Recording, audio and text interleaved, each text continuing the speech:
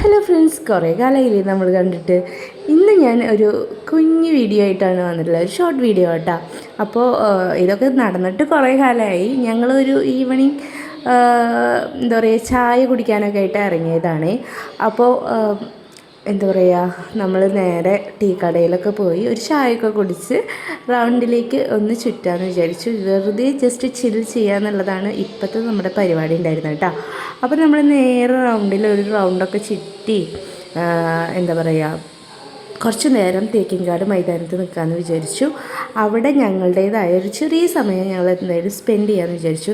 സൂര്യൻ ഇങ്ങനെ അസ്തമിക്കാനൊക്കെ ആയിട്ട് എന്താ പറയുക നിൽക്കുകയാണ്, നല്ല റെഡ് കളറൊക്കെ ആയിട്ട്. പിന്നെ ഞങ്ങൾ കുറച്ച് ഫോട്ടോസും വീഡിയോസൊക്കെ എടുത്തു അവിടെ നിന്നിട്ട്. ഞാനും ബബ്ലും കൂടിയിട്ട് കുറച്ച് നേരമൊക്കെ അവിടെ നടന്നു. ആർട്ടിഫിഷ്യലായിട്ട് തോന്നിയില്ലെങ്കിലും ആർട്ടിഫിഷ്യലാണ്, കാരണം ഞങ്ങളൊന്ന് വീഡിയോ എടുക്കുമെന്ന് പറഞ്ഞിട്ട് നടന്നതാണ്. പിന്നെ അച്ഛൻ്റെയും മോളുടെയും കുറച്ച് കലാവിരുദ്ധകളും കലാപരിപാടികളും ഇതിൽ ഉൾപ്പെടുത്തിയിട്ടുണ്ട്.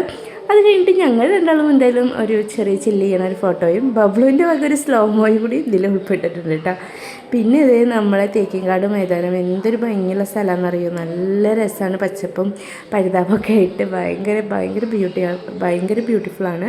അപ്പോൾ നമ്മൾ കുറച്ച് നേരം അവിടെ സ്പെൻഡൊക്കെ ചെയ്ത് നേരെ നിൽക്കുമ്പോഴാണ് കുറച്ച് ചേട്ടന്മാർ അവിടെ ക്രിക്കറ്റ് കളിക്കുന്നത്. അപ്പോൾ ക്രിക്കറ്റ് കളിക്കാരൻ്റെ എന്താ പറയുക, ഭയങ്കര ഇഷ്ടമായിരുന്നു വിഷ്ണുവിനെ ക്രിക്കറ്റ് കളി. അപ്പോൾ അതുകൊണ്ട് തന്നെ അവൻ കുറച്ച് നേരം അതൊക്കെ നോക്കി നിന്നു. പിന്നെ പഴയ വിശേഷങ്ങളൊക്കെ കുറച്ച് നേരം സംസാരിച്ചു.